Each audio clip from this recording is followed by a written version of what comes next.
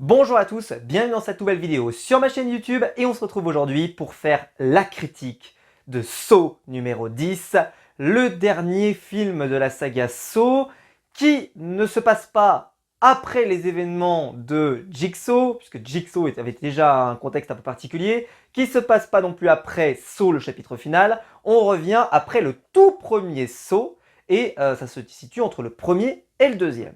Ce qui amène donc d'ailleurs, tout de suite je vais le dire, parce que quand j'avais fait ma critique de Jigsaw, qui est disponible sur la chaîne, je vous avais dit que la critique, j'avais avoir du mal à la faire sans spoiler, ce qui ne sera pas le cas aujourd'hui, parce que en fait, ma déception allait se sentir tout de suite si John, effectivement, était bien en vie ou pas. Là, la question ne se pose pas, puisque John est encore en vie, les événements de la fin de Saw 3 ne se sont pas déroulés. Alors, dans cette première partie, on ne va pas spoiler, d'accord ? Je vais juste vous dire, est-ce que ça vaut le coup ou pas? Mais je vais même répondre à une question qui est encore plus importante que celle-là. Parce que, alors moi je suis un très grand fan de Saw. Les films sont de qualité variable, mais notamment la première trilogie, moi je l'adore. Mon préféré c'est le troisième, après c'est le premier, et puis, je vais vous le dire aujourd'hui, Saw numéro 10, je l'ai trouvé particulièrement réussi. Je pense qu'il est juste à côté de Saw numéro 2, c'est pour vous dire, vraiment très réussi. Donc déjà, ça vous donne une petite teneur de ce que je vais vous dire. Saw, c'est une saga qui était pas du tout torture aussi exacerbée que ce que ça a été dans les volumes suivants, par rapport au premier. Le premier, ça filme sans trop de moyens, etc., etc. Et plus ça a avancé, plus on a eu des plans élaborés, etc., etc. Mais ce qui pour moi différencie véritablement un bon Saw d'un mauvais Saw, c'est pas la qualité des pièges, c'est pas la qualité de la torture. Non, c'est le propos qui est proposé par John Kramer sur l'ensemble du film. Je m'explique. Si par exemple, le but du film, comme dans Saw numéro 4 par exemple, c'est de torturer un policier, enfin en tout cas c'est le policier qu'on suit, et parce que le policier il est un poil trop téméraire, personnellement, je trouvais que l'histoire était peu intéressante. Si par contre, comme dans un des sauts suivants, on dénonce les assurances qui refusent d'assurer John Kramer, etc., etc., je trouvais que le propos était vraiment plus intéressant. Ou encore celui qui avait fait semblant d'avoir vécu un piège de Saw, c'était extrêmement intéressant également. Et là, c'est pour ça d'ailleurs que mon préféré, c'est le Saw numéro 3, parce qu'il y a à la fois la partie avec l'infirmière qui est là, qui est en train d'essayer de soigner John, et de l'autre côté, vous avez un homme qui lui a perdu son enfant dans dans une agression, un crime, et on va lui proposer, s'il le souhaite, de pouvoir se venger contre les personnes qui ont fait en sorte que la personne n'a pas été condamnée, en tout cas pas comme il le méritait. Et donc il va retrouver le témoin qui n'est pas venu, il va retrouver le juge qui a été trop sympa, évidemment le coupable en lui-même, etc., etc. Et on va voir de est-ce qu'il va être magnanime ou pas. Et ça, le propos est génial. On peut penser également aux policiers de l'épisode 2 et à l'épisode 1. Là, c'est pas du tout le cas. Dans l'épisode 1, c'est vraiment un huis clos, c'est très différent, il n'y a pas vraiment cet enjeu-là. C'est pour ça que moi, pour les films Saw, je différencie vraiment le propos de la torture en elle-même. Et celui-ci, c'est pour ça que je vous dis ça à l'avance, c'est que ce Saw numéro 10, si vous êtes comme moi, le propos, mais alors j'étais à fond dedans. Je vous ai fait une critique il y a 2 jours pour vous expliquer à quel point je m'étais un peu ennuyé derrière le dernier Scorsese. Là, pas du tout, mais alors pas une seule seconde. Je me suis assis, je suis monté dans le train et j'ai pas quitté le train avant de quitter la salle. C'était D'ailleurs, la salle était passionnée, ça se voyait, c'est vraiment génial. Et surtout, c'est un film qui est un contre-pied total, puisque c'est le Saw numéro 10, mais qui est un contre-pied total de ce qu'on connaît de la saga. D'habitude, la saga Saw commence par un énorme piège. Ensuite, vous avez un peu de construction, mais ça va très vite. Et après, derrière, hop, piège, piège, piège, piège. Bon. Il y a même des sauts qui commencent presque tout de suite par le piège. On peut penser au deuxième, par exemple, qui commence directement par le piège. Ou même le premier, d'ailleurs. Le premier, il se réveille dans une pièce, etc. Bon. Mais là, contre-pied, vous allez le voir, contre-pied, le début, c'est très long à se mettre en place. Mais c'est génial. Alors en plus, parce que pour moi, c'est quelque chose qui me sensibilise beaucoup. Alors, de quoi ça parle? Ne vous inquiétez pas, vous êtes dans une partie no spoil, j'ai mis le timecode, etc. Vous ne risquez rien. Alors, le concept c'est simple, c'est John qui est malade, on le sait, et il cherche un moyen de se soigner. Il croise quelqu'un qui était venu dans un groupe de parole et qui lui dit écoute, je connais quelqu'un un peu voilà qui est pas reconnu parce que justement il irait contre les labos, contre l'industrie, contre les lobbies pharmaceutiques, etc. etc. Et donc ils ont des techniques qui sont pas connues et qui peuvent te soigner puisque moi ça m'a permis d'être guéri. John va s'intéresser, va participer à l'expérience, va devoir aller dans un pays, etc. etc. Et nous on sait, puisqu'on le sait, puisque c'est saut numéro 10, mais c'est entre le premier et le deuxième, mais c'est saut 10. Donc pour moi, on peut spoiler les précédents. Et ben, on sait que ça va pas le soigner en fait, parce qu'on sait qu'il est malade. Donc déjà, l'enjeu n'est pas là. Il n'y a pas de suspense. On sait que ça va pas le soigner. Et justement, c'est une arnaque. En fait, en réalité, ils ne soignent absolument pas les gens, c'est juste pour récupérer leur argent. Voilà. Une fois qu'on a dit ça, moi, c'est un sujet qui vous le savez pour certains sur ma chaîne, j'en ai parlé il y a déjà quelques temps, ma maman est morte du cancer du sein, et je fais partie des gens qui sont assez persuadés je l'avais vu d'ailleurs dans une émission qui s'appelle Qui veut être mon associé. Je fais des liens avec des choses, mais je vous parlerai du film après, mais j'aimerais vous expliquer le contexte. Dans Qui veut être mon associé, l'un des investisseurs avait raconté une anecdote terrifiante, qui est que, je l'avais déjà partagé, mais je la repartage ici, un jour, il voulait donc mener une étude pour savoir si on donnait certaines vitamines à des enfants, est-ce que ça permettrait qu'ils obtiennent moins de cancer. Et donc, il fallait récupérer de l'argent et il décide de s'adresser au plus gros labo pharmaceutique. Il va voir le responsable. Et le responsable lui répond avec et il dit « Ce discours m'a marqué à vie, et moi aussi, en l'entendant. Pourquoi voudriez-vous que je finance une étude pour empêcher que ces enfants aient le cancer, alors que moi, mon but, c'est de leur vendre des médicaments une fois qu'ils l'ont ?» Silence total. Silence total. Ça, c'est une phrase qui a changé ma vie, moi. Alors lui, ça lui a changé sa vie, mais moi, la mienne, voilà. Donc bon. Et ben là, on est dedans, à fond les ballons. C'est-à-dire qu'on a vraiment des gens qui sont là pour l'argent, et qui ne sont pas là du tout pour aider les gens ou quoi que ce soit. Ils sont juste là pour les faire cracher, etc., etc. Bon, je vous rassure, c'est pas aussi extrême dans notre société, mais on n'en est pas loin. Aujourd'hui, on veut juste qu'en fait les gens vivent plus longtemps, mais en réalité, on n'essaye pas de soigner véritablement le problème. Bon, peu importe, on n'est pas là pour parler de ça. Mais c'est pour dire que quand ce film-là, pour moi, il est parti sur un truc que j'avais adoré justement quand je disais que dans un des sauts, il y avait le côté de les assurances prenaient pas en charge, etc. Ils ont essayé d'arnaquer John, etc. Et ben là, on est vraiment sur un propos, si jamais ça vous intéresse, moi ça m'a... Parce qu'en plus, mais c'est la première partie du film, c'est la perfection. On vient, il y a l'opération, la femme qui l'accueille est d'une bienveillance absolue, on sent vraiment que, limite, tu vois, elle est habitée par une cause noble, juste, etc. etc.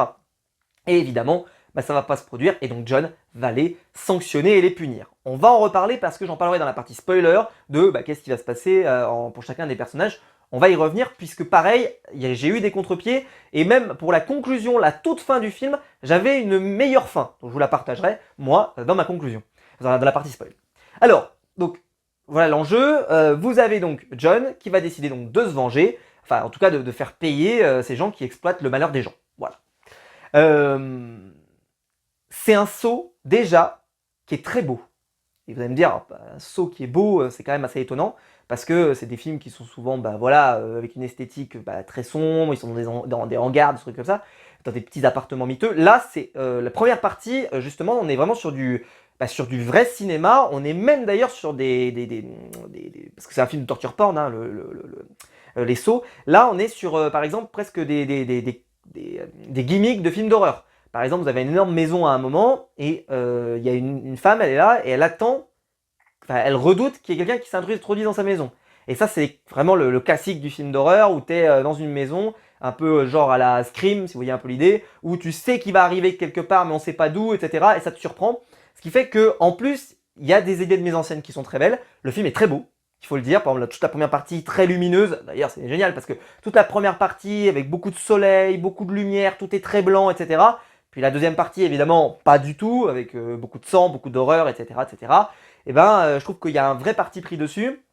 Et comme je vous l'ai dit, en plus, le propos est intéressant. Il leur donne du temps, c'est-à-dire chaque personnage, voilà, on lui donne du temps, on donne du temps à la première personne qu'il va rencontrer, puis ensuite à la patronne, puis ensuite au chirurgien, puis à la personne qui l'emmène en taxi, etc., etc. On donne du temps à ces personnages pour, pas qu'on ait envie de les aider, parce que c'est pas le cas vu que c'est des saloperies, mais qu'on donne du contexte, qu'on comprenne pourquoi il fait ça.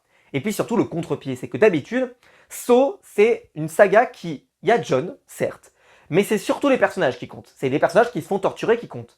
Là, contre-pied total, on voit énormément de John. Mais quand je vous dis énormément, c'est il est quasiment sur un plan sur deux, quasiment dans le film, c'est pour vous dire. Ce qui n'est pas le cas d'habitude dans Saw. Déjà parce que souvent, il y a la gimmick de la cassette, où il enregistre la cassette, il l'écoute, etc. Donc forcément, il est présent, mais il peut même y avoir des passages entiers. Le premier Saw, par exemple, quand vous regardez, il y a des passages entiers où John n'est même pas présent dans l'intrigue, puisque ils ont écouté un audio, ils vont discuter entre eux parce qu'ils sont deux, et ça va durer longtemps. Pareil pour dans Saw numéro 2. Dans Saw numéro 2, vous avez une intrigue dans une maison et une intrigue dans un hangar avec le policier et les policiers et John.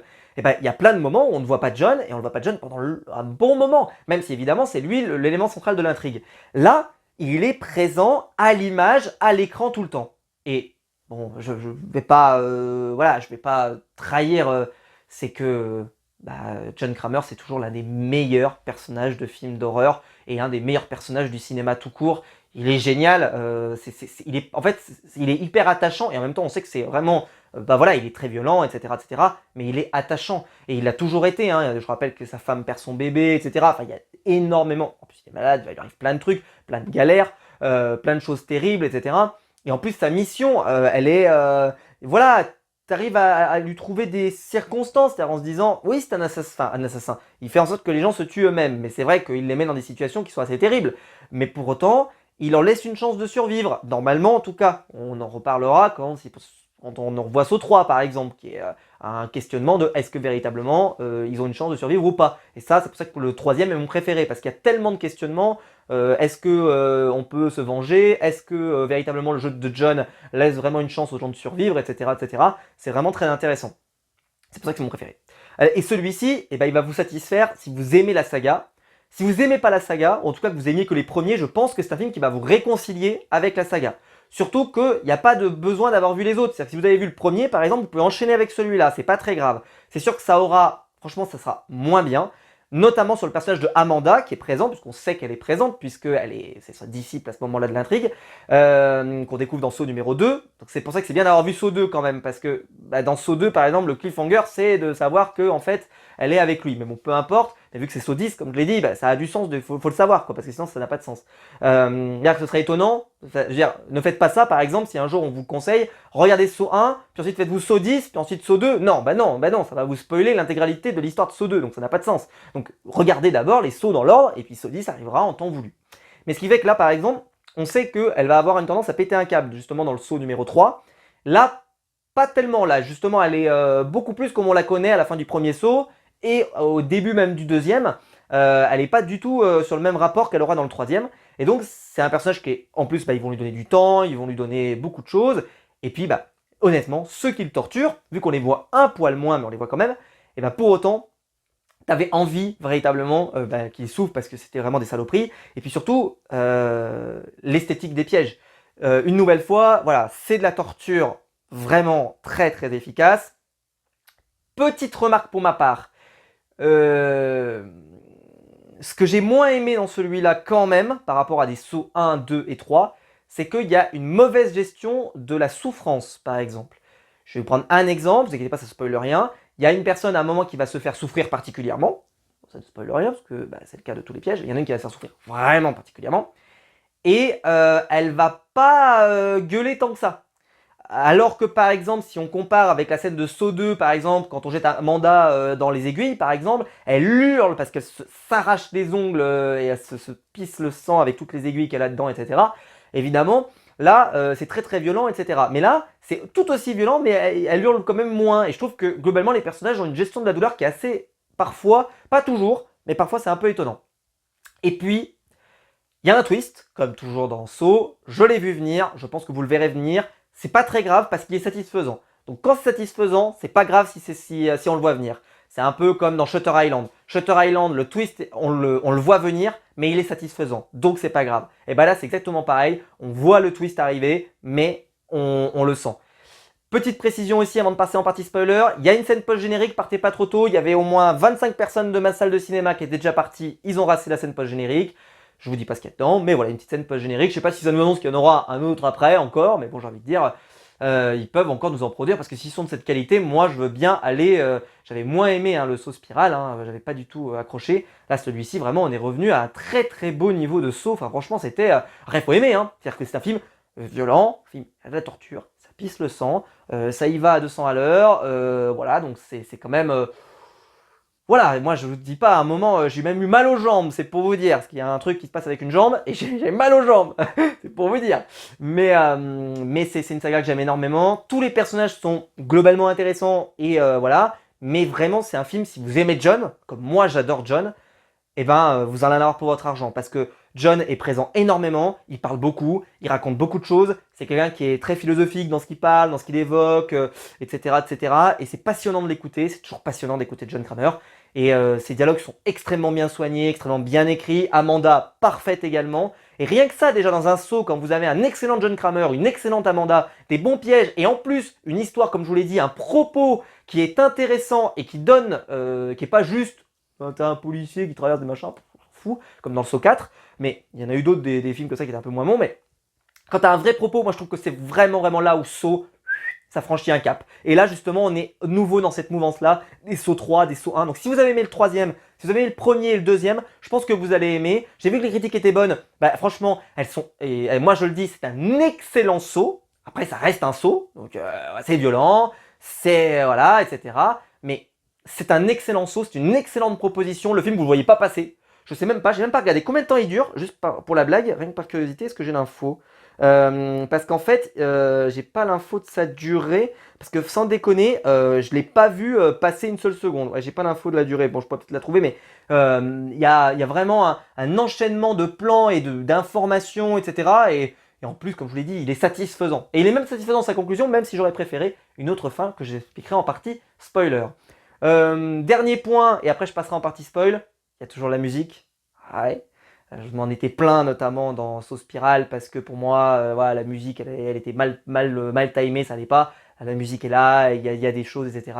Voilà, on est sur un saut, un vrai saut. Si vous aimez Saut, vous aimerez ce film. Alors évidemment, si vous n'aimez pas le torture porn, n'allez pas voir ça, parce que là, voilà, ça y va. Je veux dire, on a franchi des caps dans les sauts. Je rappelle que la saga Saut, c'est, je crois, la seule saga de films d'horreur un peu comme ça, grand public, pas grand public, mais on s'est compris, genre Halloween, Freddy, machin, qui a eu un film interdit au moins de 18 ans, c'est pour vous dire. Donc vraiment, allez-y quand si vous savez, si vous avez l'estomac accroché, on va le dire comme ça. Mais c'était génial. C'était génial. Je suis sorti avec le sourire. Vous allez me dire c'est bizarre dans un film de saut, mais oui.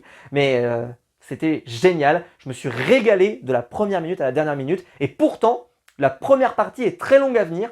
Mais le fait qu'elle soit très longue à venir, ça m'a surpris parce que d'habitude, c'est pas ça dans Saut. Mais là, c'était plaisant de voir John, de parler avec lui entre guillemets. Mais voilà, c'était très intéressant et je me suis régalé. Foncez voir ce nouveau Saut. Il vaut le coup d'œil si vous aimez la saga évidemment. Mais par contre, si vous avez jamais vu de Saut, il faut quand même avoir vu au moins le premier, je dirais au moins le premier, deuxième, troisième minimum. Sinon, vous n'allez pas comprendre ce qui se passe. Voilà, il faut avoir vu au moins jusqu'à Saut 3. Jusqu'à Saut 3. Après, bon, il y a d'autres trucs. Saut 4, par exemple, il y a un cliffhanger à la fin énorme et qu'il faut avoir vu, etc., etc. Mais bon, si vous avez vu la saga Saut, honnêtement, vous risquez de passer un bon moment. En tout cas, ça risque de vous réconcilier avec la saga. On passe maintenant en partie spoiler de la vidéo. Si elle vous a plu, vous pouvez la liker, vous abonner, la partager. Et on se retrouve maintenant en partie spoiler. On passe maintenant en partie spoiler de la vidéo. Donc si vous n'avez pas vu le film, fuyez parce que je vais vraiment dévoiler les éléments principaux de l'intrigue.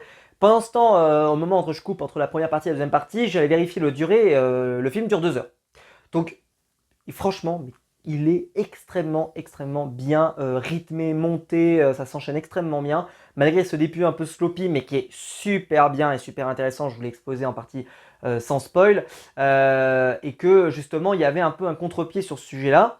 Mais alors, le contre-pied déjà, c'est que la première partie, il n'y a pas beaucoup de pièges. Il y a un piège suggéré dans un rêve, enfin dans un rêve, en fait il est en train d'imaginer ce qu'il va faire subir à cette personne, mais au final la personne ne vole pas les objets et il lui dit juste bon choix, voilà, qui est vraiment digne de conséquences, qui est vraiment bien appliqué.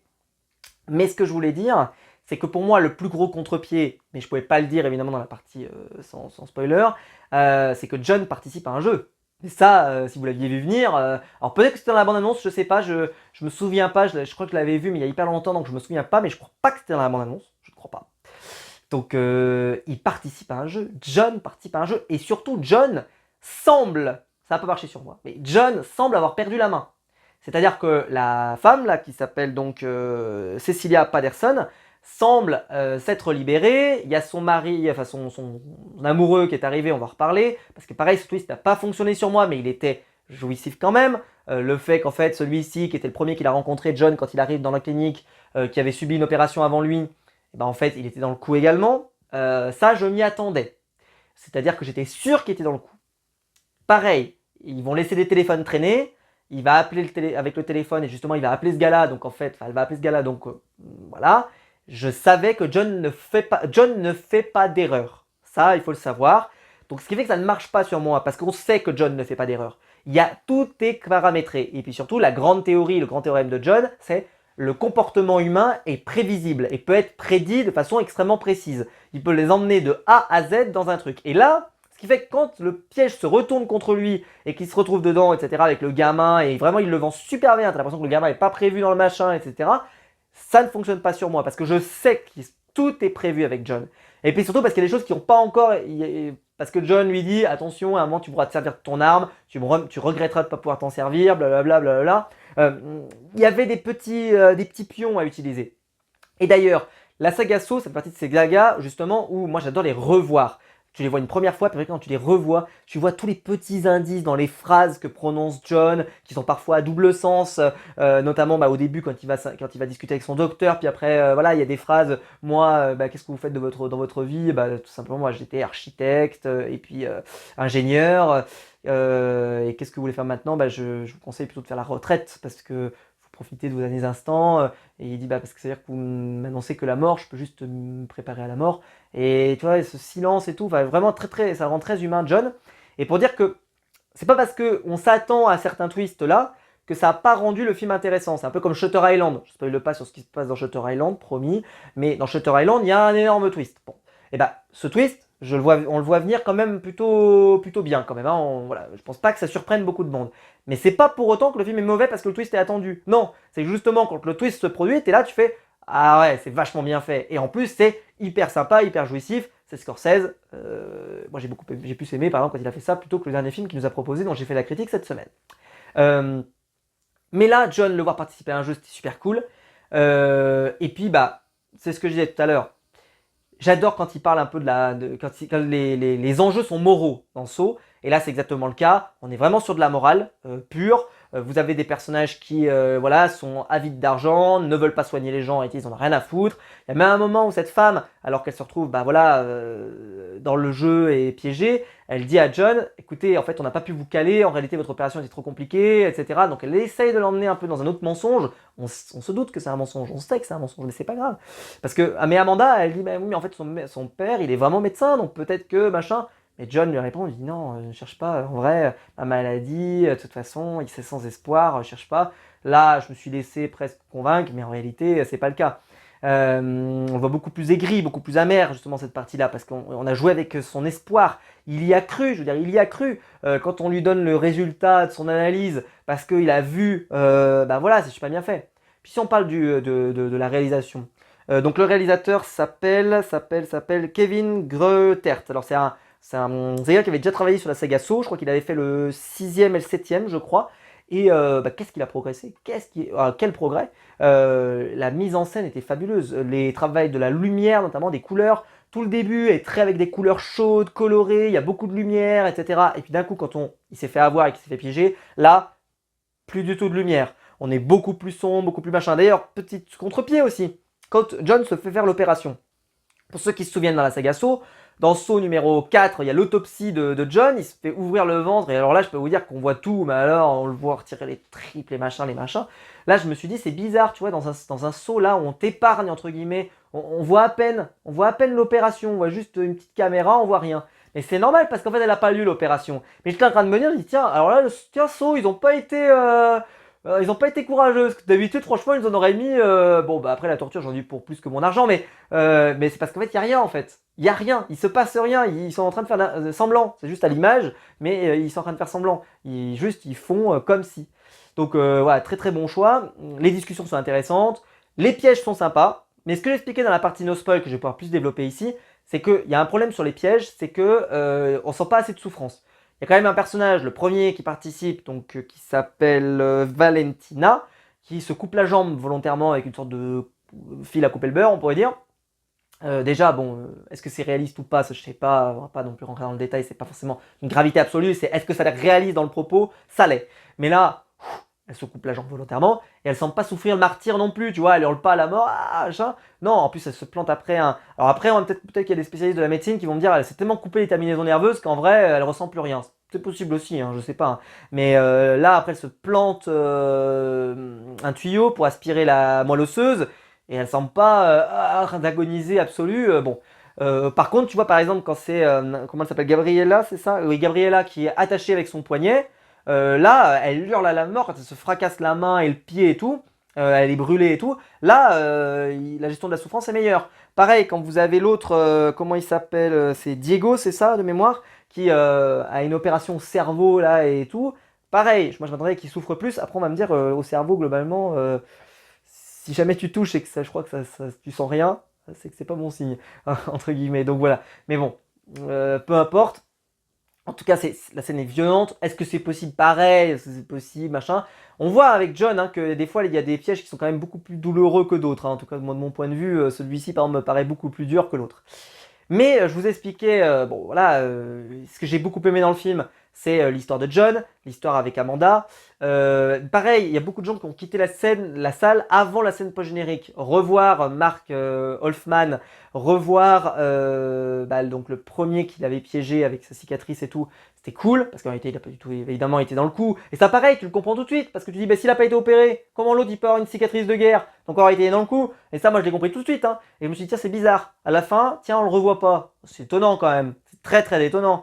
Et il y a une scène post-générique. Il y avait au moins, dans ma salle, il y avait peut-être 30 personnes qui étaient déjà parties. Donc dommage, ils n'auront jamais eu cette partie-là, mais bon, c'est dommage. Il y en a, ils étaient en bas devant la porte et ils ont juste eu le temps de la voir en restant debout, quoi. Mais voilà, bon, peu importe. Mais c'était très plaisant quand même de revoir un peu ça, le clin d'œil était cool. Amanda, par exemple, c'est pour ça que moi j'estime que ce film, il faut pas se faire un saut 1, puis saut 10, puis saut 2, puis saut 3, ça n'a pas de sens. Parce que par exemple, ça spoilerait saut 2. Parce que déjà, tu vois que Amanda, elle collabore avec Jigsaw. Donc ce qu'on apprend dans le saut numéro 2, c'est la révélation de fin. Donc évidemment, c'est pas possible de pas accepter ça. C'est pas possible. Donc il faut absolument regarder bien, saut 1, saut 2, saut 3, saut 4, là, et on revient à saut 10 à la fin. Mais surtout parce que, pour ceux qui savent, évidemment, Amanda, dans le saut numéro 3, elle ne croit plus du tout au jeu de John. C'est-à-dire le jeu 2 qui permet d'épargner, c'est-à-dire que si jamais tu as joué, tu as le droit d'être épargné à la fin. Elle joue à un jeu dans lequel tu meurs automatiquement. Là, on voit beaucoup plus de la bienveillance, notamment avec Gabriella, parce qu'elle la saute dans le jeu alors que John va la faire participer juste après. Elle saute sa participation, etc. Donc c'est un personnage, en plus ce film rajoute du contenu et du gras pour le personnage d'Amanda, qui est un personnage génial en plus. Donc j'étais très content. Et puis alors, énormément de John. Par exemple, souvent dans les films Saw, John n'est pas présent. Il est partout en fait, parce qu'il est dans les audios, voilà, mais il n'est pas présent à l'image. Là, il y a des joueurs qui vont même refuser d'écouter le son. Donc John va devoir descendre ou de faire des messages, et en plus on le voit de visu. Il va devoir voilà, dire aux gens, il faut jouer, il faut faire ci, il faut faire ça, vous n'avez pas le choix de toute façon, etc., etc. Et donc, c'est un film qui voit énormément de John. Et puis, le piège de fin qui fait participer John. Et là, c'est ce que je vous expliquais, c'est que pour moi, vu que John, tout est prévu de A à Z, je me doutais bien que c'était prévu, que le gamin c'était prévu, que même s'il le vend extrêmement bien, mais que c'était prévu. En plus, Amanda le vend bien, enfin tout le monde le vend bien. Et qu'après, il y a tout dans la pièce, tu te dis, c'est bizarre, le flingue est toujours pas revenu dans l'histoire, bizarre. Cette pièce, elle a toujours pas servi, enfin tu sais, il y a des trucs un peu comme ça, tu te dis, c'est bizarre quand même. Et là, boum, en fait, au final, il n'y a pas d'armes dedans, enfin, il n'y a pas de balles dedans. Il leur annonce qu'ils doivent se battre. Et c'est là que je vais faire ce que je vous expliquais en partie de no spoil, c'est que moi, j'avais une fin meilleure. Alors, en fait, le règles du jeu sont simples. Il leur dit, il y a un des deux qui va survivre, parce qu'il y a un gaz mortel dans la pièce. Donc, le premier qui arrive à sortir sa tête dehors va pouvoir survivre. Bon. Ils se combattent. C'est la femme qui gagne. Elle plante son amoureux qui donc était celui qui s'était fait opérer, qui en fait, il arrive en furie en disant il faut qu'on me rembourse, etc., etc. Et puis en fait au final, il est dans le coup, je m'y attendais, mais c'était quand même très sympa de le voir à l'image, c'était jouissif de le voir, mais je m'y attendais. Et arrive le combat, donc voilà, ils sont obligés, elle arrive à le planter et elle passe sa tête dehors. Bon. Là, on le voit, il meurt parce que le gaz le tue, il a ses yeux qui deviennent vitreux, etc. Bon, ok. Moi, ce que j'aurais préféré, oui, avec toute ma bienveillance, c'est qu'en fait, la Perse qui nous refasse le coup qu'ils avaient fait dans Saw 2, par exemple. Dans Saw 2, il se passe un truc, c'est que John dit à l'agent de police, si vous restez ici, cette phrase qui est géniale, si vous restez ici, vous retrouverez votre fils, si vous discutez avec moi, à la fin du compte à rebours, vous retrouverez votre fils. Voilà. Et la seule chose que vous avez à faire, c'est discuter avec moi. Ça, c'est la règle. Et évidemment, bah, il ne va pas écouter cette phrase, et il va se passer plein de choses, parce qu'il voit que son fils est sur le point de mourir, etc., etc., et donc il va vouloir continuer des opérations, mais toutes les phrases ont du sens. Et toutes les phrases, il y a plein de petites phrases, de petits trucs, c'est vraiment du génie, quoi. Et quand tu as ce petit montage, justement, à la fin, on reprend toutes les petites phrases, toutes les petites choses, c'est toujours extrêmement jouissif dans la saga Saw, et ça, bah, c'est là dedans. C'est pour ça que je vous dis que c'est vraiment un excellent Saw, parce qu'en plus, il y a le propos, la mise en scène, tout ce que vous voulez. Les pièges sont sympas, vraiment, il y a beaucoup de choses. Et on n'est pas dans la surenchère comme dans Jigsaw d'ailleurs. Par exemple, vous voyez, avec la fille qui se trouve pendue avec juste sa main et son pied et tout. Dans le Jigsaw, il la faisait passer dans une sorte de moulinux là, avec des tours partout, ça les coupe en morceaux, enfin machin. Ils étaient vraiment allés dans la surenchère. Là, pas besoin, là, des trucs tout simples, tranquilles, des chaînes, des machins, des pièges qui se referment, des opérations, des trucs. Enfin, on est revenu vraiment dans du Saw bien old school, violent évidemment, mais bien old school. Mais je sais plus où je voulais en venir véritablement avec mon propos, c'est qu'en réalité, bon, je refais une petite passerelle et après je reviendrai peut-être sur mon propos, c'est que dans la saga Saw, ce qui est important c'est à la fois les pièges, mais pour moi l'histoire qu'il y a derrière. Et là l'histoire était intéressante. Et quand on arrive à la fin là, qu'elle met sa tête, la méchante, d'accord? Déjà pour moi elle est pas punie à la fin. Elle n'est pas punie. Parce que bah, pour moi son épreuve elle n'a pas été si terrible, hein. Elle tue le gars, en plus on a vu qu'elle fracasse le crâne de Gabriella sur le sol, donc elle est pas... Je veux dire pour moi, d'habitude les pièges de John, si tu survis à ces pièges, c'est censé changer ta vie. Là, pour elle, pour moi, il y a eu évolution zéro. Elle a aucun respect pour la vie humaine, rien, donc ça n'a rien changé pour elle. Donc moi ce que je pensais qu'il allait se passer, c'est que la pièce, en fait, le gaz n'allait pas du tout les tuer, c'est-à-dire que ça allait juste les brûler un peu, mais ça n'allait pas les tuer. Et que là, à la fin du compte à rebours, le gaz allait être aspiré de la pièce. Et qu'en fait, elle, ses mains et sa tête allaient être coincées. Et comme une guillotine, la lame allait tomber. Et elle allait mourir. En lui disant, avec un compte à rebours, en disant voilà, vous avez voulu jouer avec la vie humaine, vous avez voulu leur faire avoir de l'espoir, et ben moi aussi je vous ai fait avoir de l'espoir que vous allez vous en sortir. Sauf qu'en réalité, c'est pas le cas, et blam, la lame tombe. Ça aurait été magnifique. Oui, je sais. Engagez-moi pour faire un saut, vous allez voir. Je vous préviens que moi, par contre, moi, la bienveillance, ça n'existe pas. Hein, ça n'existe pas. Mais voilà. Et je crois que je vous ai à peu près tout dit. La musique, toujours extrêmement bien choisie. Le montage, extrêmement dynamique. Beau travail de la couleur aussi, de la colorimétrie. Au début, le film est très lumineux, très jaune, très machin. Et puis après, plus du tout, très sombre, etc.